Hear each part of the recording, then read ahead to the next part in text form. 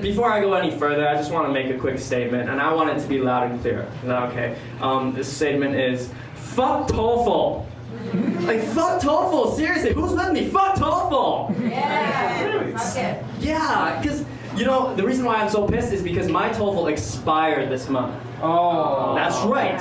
The test you take to assess your English ability expires. That makes a whole lot of sense. Like, I don't know how people at TOEFL think language works. They think that 2 years ago I could be here spitting bars, hitting stars, and 2 years later I'll be like, my name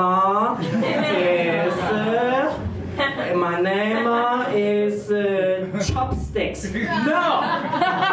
That's not how language works, TOEFL. I think learning English is like learning how to ride a bike, right? They're the two things people in Taiwan can't do. Have you seen these motherfuckers on U-bikes? They're like, look at this beautiful building. No! Pay attention to the road. Like when you're on a U-bike, you bike. But, okay, to be fair, like, you don't look at buildings, you bike. But to be fair, sometimes the rules can be very confusing, right? Like, when you're learning English, the way you spell Wednesday makes no sense at all. And what the bike lanes in Taipei make no sense at all. You could be in a bike lane for like 2 blocks, next thing you know it's on a wall. It's like on a wall. And you ask the locals like, why are your bike lanes designed this way? How are you supposed to ride it? And locals all be like, I don't know. That's just the way you're supposed to ride it.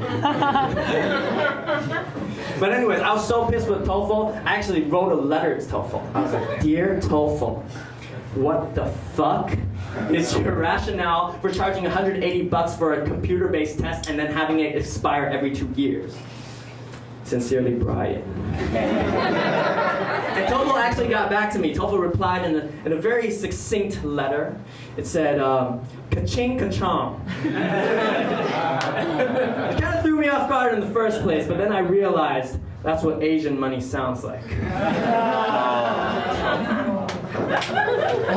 So fuck TOEFL! Fuck TOEFL! Fuck TOEFL and fuck pro-choice vegans. Oh! Fuck pro-choice vegans because they can't exist. You know why? Because it's double standards. It's basically you're saying, you're not supposed to kill! Unless it's your own baby. Then it's super cool. So, alright, I should have asked, do we have any vegans in the house? Because if there are any vegans in the house, you're not gonna like this next joke. Last week, I was in a dairy farm.